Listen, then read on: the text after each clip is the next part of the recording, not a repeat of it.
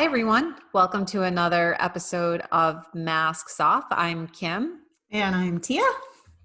and we're so glad to have you listening or viewing today. And as always, we begin our episodes with a quote. So today's quote is, "A flower does not think of competing to the flower next to it. It just blooms." Zen Shin. I want to be a Short, but flower. I know, short but profound, right? It's a short quote, but very profound. There's so much packed into there. Totally. Yeah. So we were thinking about we want to talk about comparison today. And I was sharing with Tia before we came on recording that I've been in a little space of comparing. And, so I was saying how, especially with starting this business, there's so many other people doing RTT, rapid transformational therapy. Every day there's someone new signing up. And then in the Facebook group, you can see what people are doing and what kind of niche they're going into. And then I will look and say, oh, that's what I'm doing. That's what I'm doing. That's my niche. And I'm starting to feel this, I'm feeling myself comparing. And the other thing that I have done, I will be honest and say that, just to get an idea, but it's such a bad idea for me to do it, is to look at other people's websites. Because I'm in the process of getting mine built. And then I look at theirs and I say, wow, oh, they have all this or they have all that. And then I look at mine and I'm like, comparing myself once again, And so what happens is, as we talked about in one of our earlier episodes, where start to have the thought, right? I start to compare, I start to have thought. What's the thought? I'm not good enough. Right. My website's not good enough. I'm not a good enough RTT.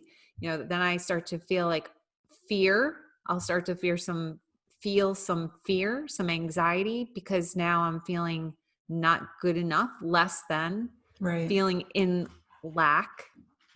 We can talk about what lack is. Yeah.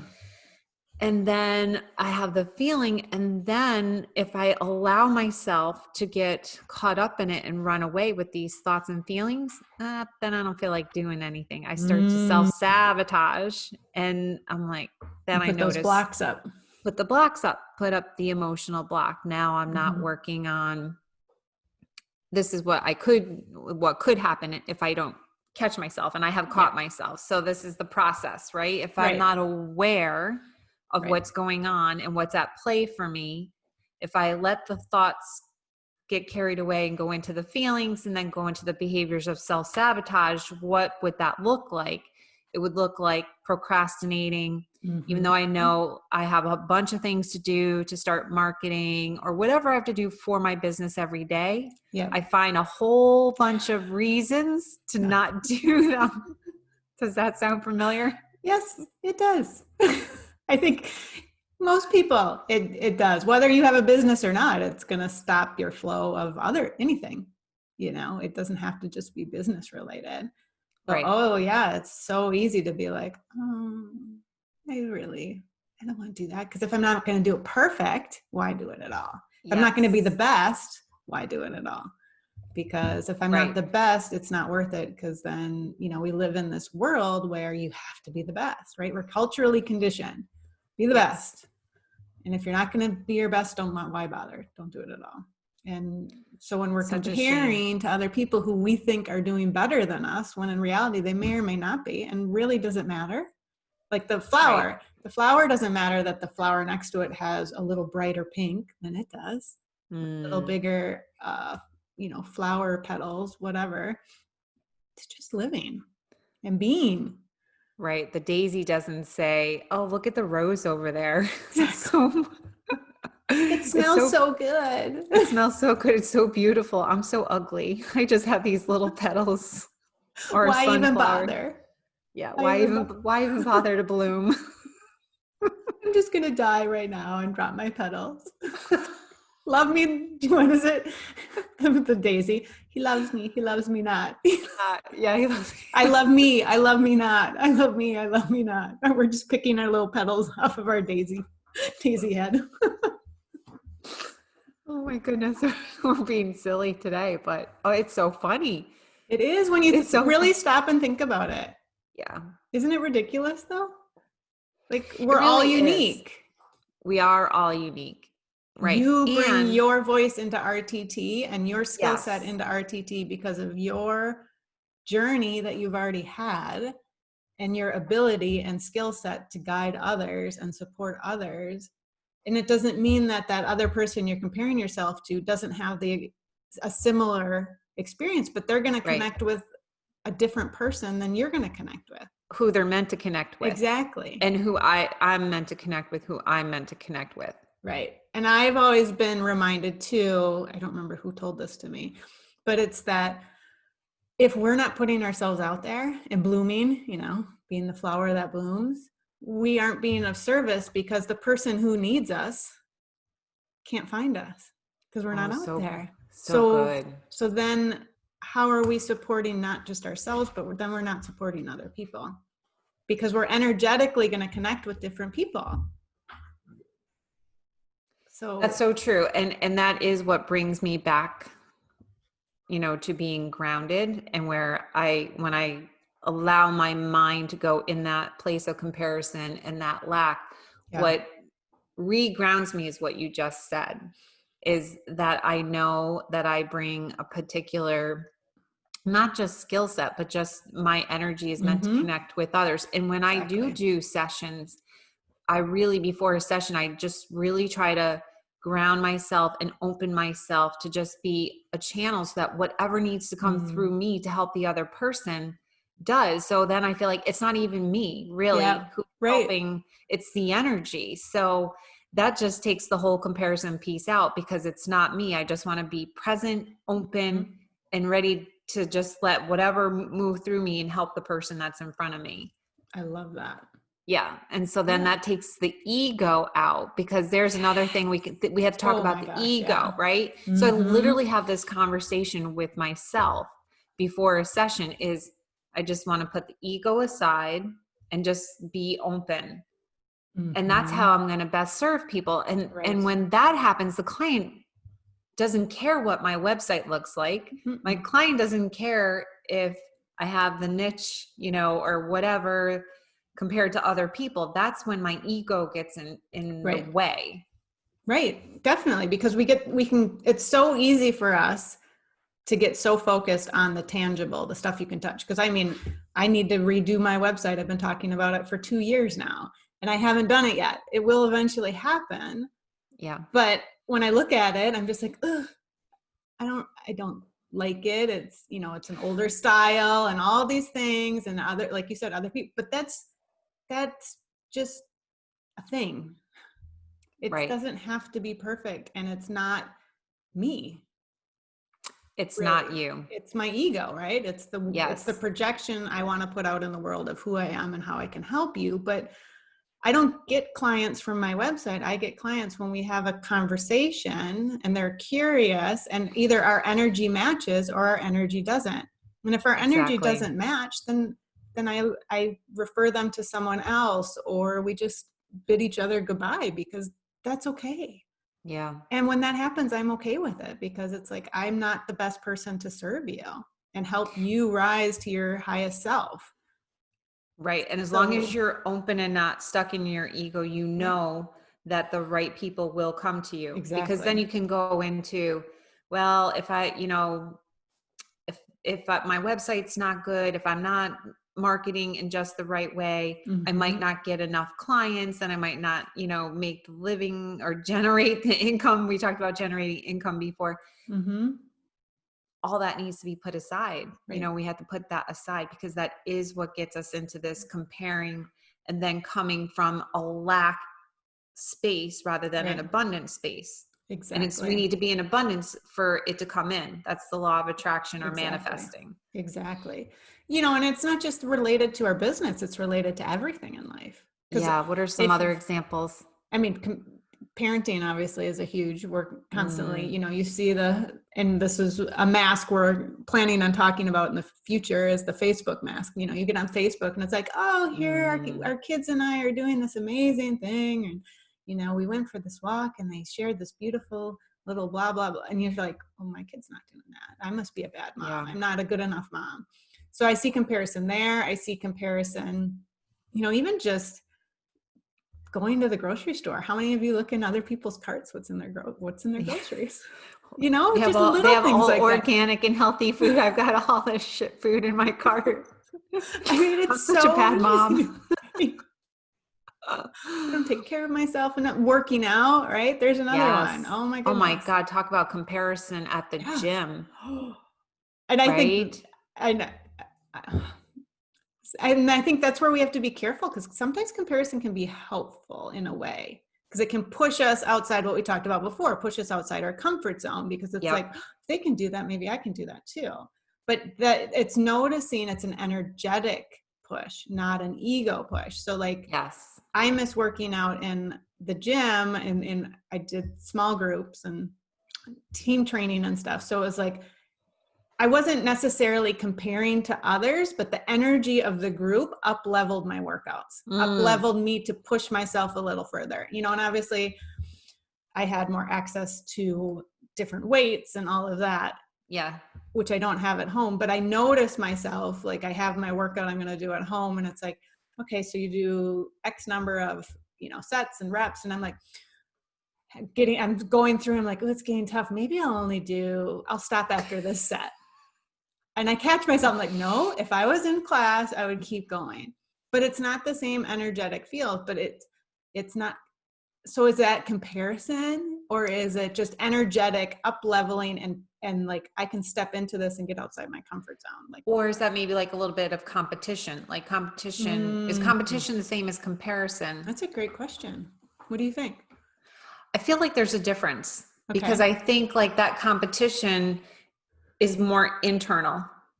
Like, I just want to compete and even though I'm competing against other people. So let's go with the example you just gave about the reps, right? So let's say if you were in class, you had to do 20, or they told you to do 25 burpees. Right. And that just makes me go, right? 25 burpees, not so fun. But when you do them, it's awesome, right? It's awesome. And when you're in a class, you're more likely to do the 25, but when you're at home, you're not. So it's just having that.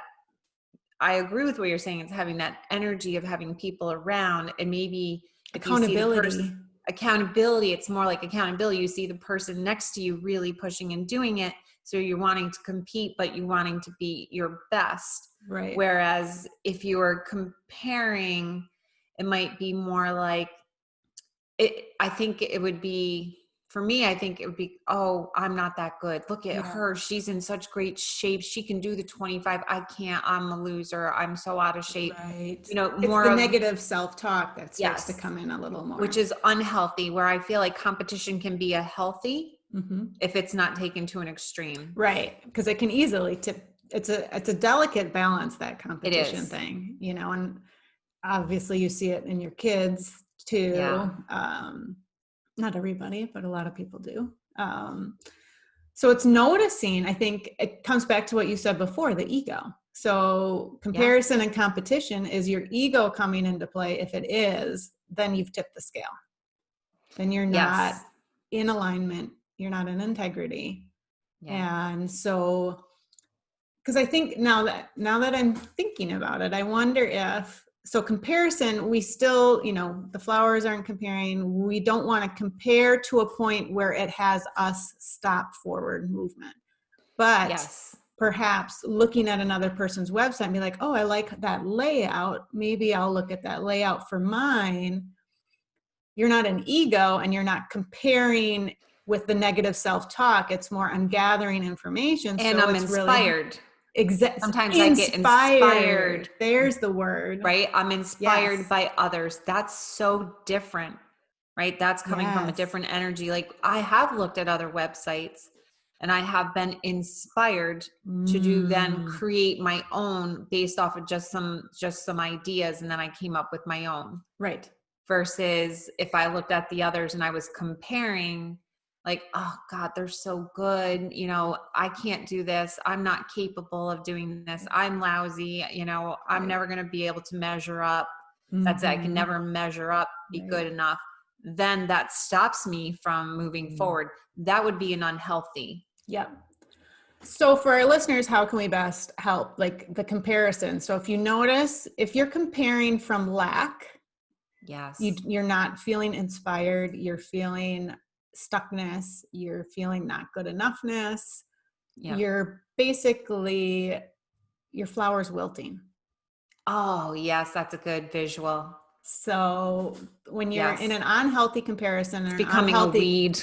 yeah, or unhealthy competition, Yeah. you're shrinking, you're not shining your light. Whereas if you're using comparison in competition in an abundance way, it's Yes. inspirational, you feel more expansive, you're stepping into yourself And I versus think stepping that away the from way a yourself. person can tell the difference if they're unsure just is, what does your energy feel like? What Mm-hmm. are your behaviors? Look at your behaviors, feel your energy. If your behavior is one of self-sabotage, if your thoughts are negative, if your self-talk is negative, I'm no good, I'm Right. not worthy, and you're feeling kind of crappy, you feel stuck, like if you notice all of that, then you're more likely coming from that comparison lack Mm-hmm. place versus what you just said a minute ago about being from abundance. If you're feeling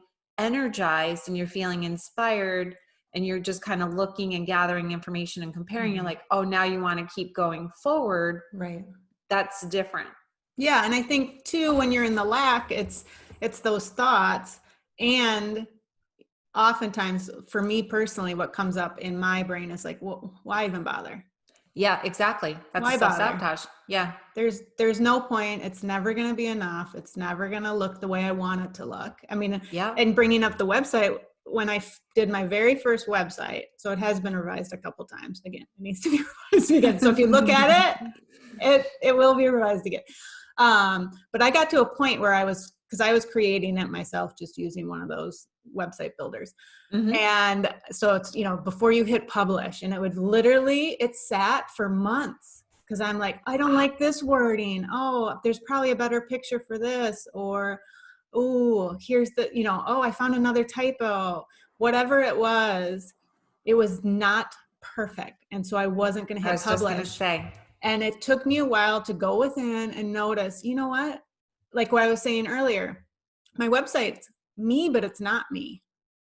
Yes. It's not who I am. It's just an opportunity for people to find me, is how I shifted the mindset. It's just an opportunity. It's just Yep. another tool, another method. But my website isn't doing the work. I am doing the service. That's right. And so eventually I came to a point where I'm like, screw it, F it. Yep. I don't know if I can say hitting that. publish. I don't want to have to check the explicit box on our podcast. So F it. I'm just going to hit publish. And I did. And guess what? I was still alive after I hit publish. Yeah, I didn't, exactly. And that's it. It's like, you're good enough. Yes.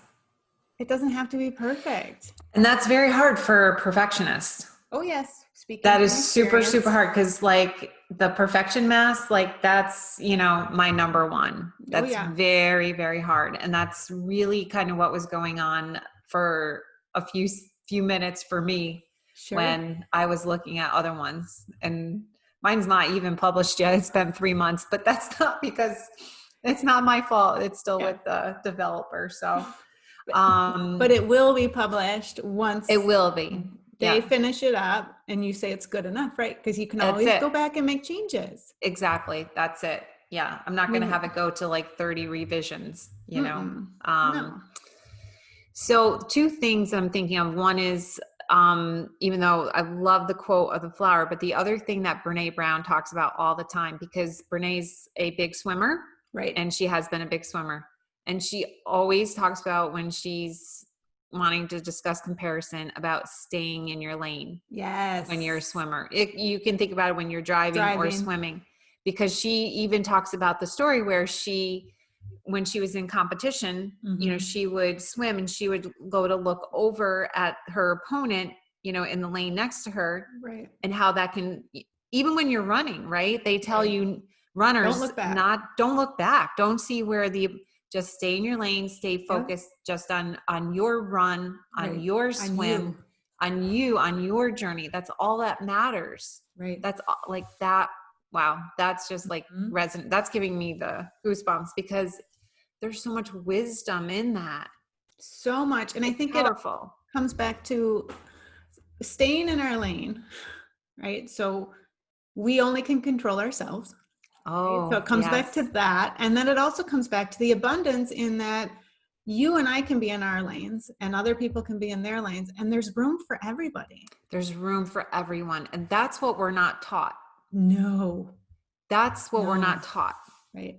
You have to have the perfect grades. You have to have the perfect job. You have to have the perfect house. No, you don't. There's room for everyone and everyone's differences. And that is what we need to embrace more of. Right. And so do we want to talk about that for a minute? What parents do to parents in school with our school age kid? I did it. I know for sure. Oh yeah. Yeah. In terms of having the upper to be the best athlete, and this was when they were younger before conscious parenting, right? Of course. And then I'm like, thank God I learned. Right. But what happens? I can think of so many parents and I can think of one particular kid that played football with my son, and just the level that he was pushed to train. I know. He's had so many surgeries from injuries. That's not even, 21, 22 years old. Right. All that overuse. They're not meant to move that way. I know. Never mind just what that can mentally do to being the best, being perfect. Yeah. So what are they being taught? What are these kids being taught? Not that there's room for everybody, certainly. Mm-mm. And then when they start to move to like now there's one area, Pop Warner football team or football program where they just, I don't really know the details. I can't remember, but everybody gets a trophy. Everybody wins. Right. Participation. Right. Yeah. And parents complain about that. They're like, no, where's the competition? Where's, I want to be number one. I want to be the best. Right. Exactly. And everyone can't be the best. It's not possible at all. Yeah. I have a daughter who just walked in the room, a little distracted. That's okay. Hello, honey. So it's understanding that so coming back to the sports reference, right? Yes. Football or, particularly a team sport, right? You can't win without all members with the team anyway. I know. If you want to bring the winning factor in, but you can't finish a game. You can't bring the ball down the field if you don't have a linesman and you don't have a quarterback and a wide receiver and all of that. It's working together. And if one person falls out of line, they usually blame, the person that you see the spotlight, the guy who drops the ball or the person who threw the ball. But the reality is maybe the coverage wasn't there because that person missed their spot. And it's not pointing blame or fingers. It's just recognizing we work together and each person is important and each person has a role to play in the world. Just, so moving that over, it's what's your purpose? Your purpose is just as valuable. Yeah. Our mail carrier, she is invaluable, Robin. What would we do without her? What would we do without having our garbage picked up every day? What would we do without, look at what we've seen in Corona, essential workers.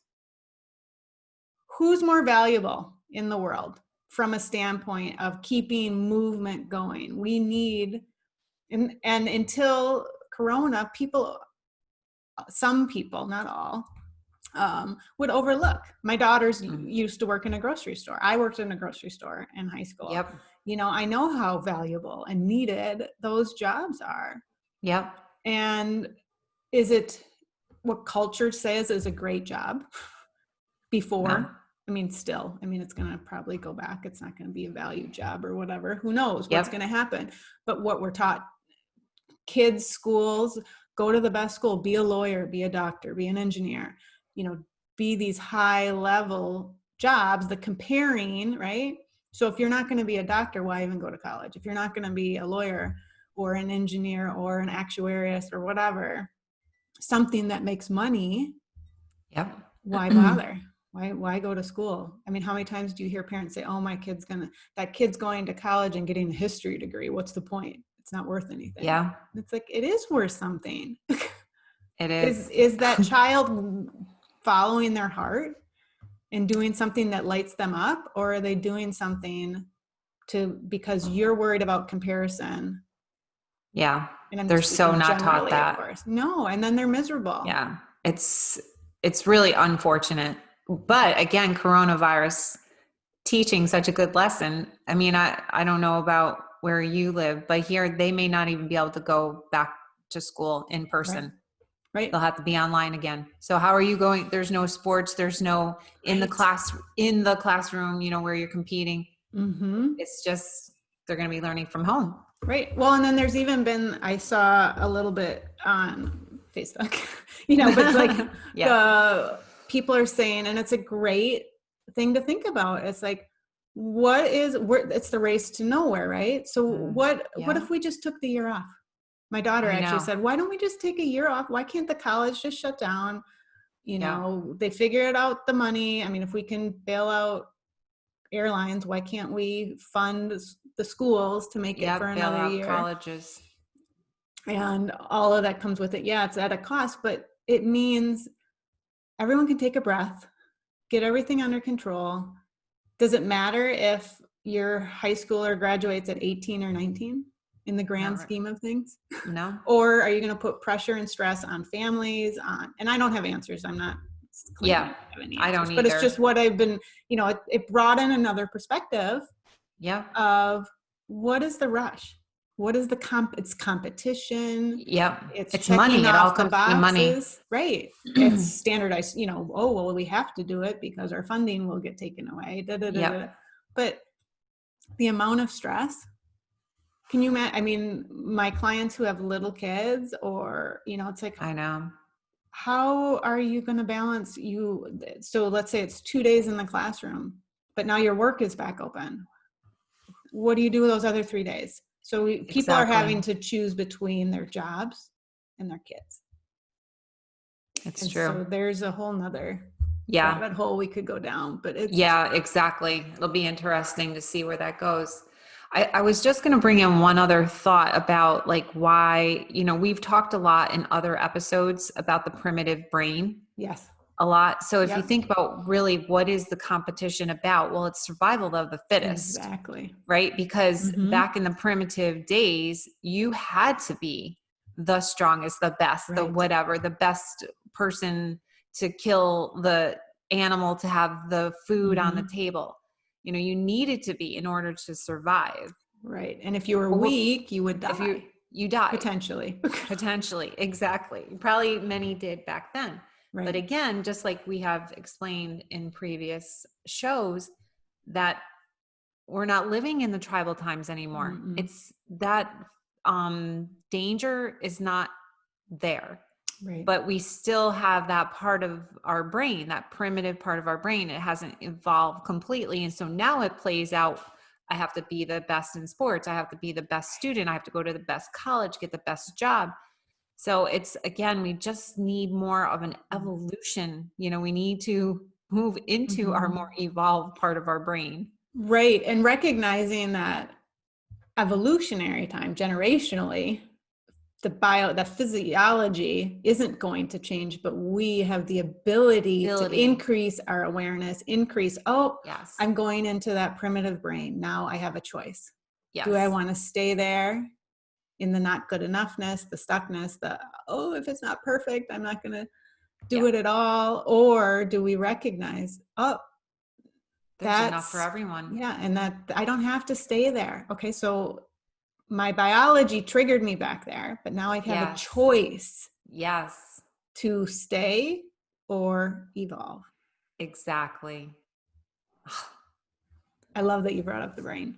Yeah. I love the brain. I know. I love the brain too. And we're going to do a mini course on the brain. And we're Yeah. going to talk about Dan Siegel's stuff. So, Oh, brilliant. but I think that's a great place to end this episode, is on that. That's perfect. Unless you have any last thoughts or comments. No, we'll save them for another episode. Yes, perfect. So everyone, thank you so much for listening today and for viewing. If you're watching on YouTube, please hit that subscribe button, like, comment, share. We would totally appreciate the support, and we'll see you in the next episode. Have a good day.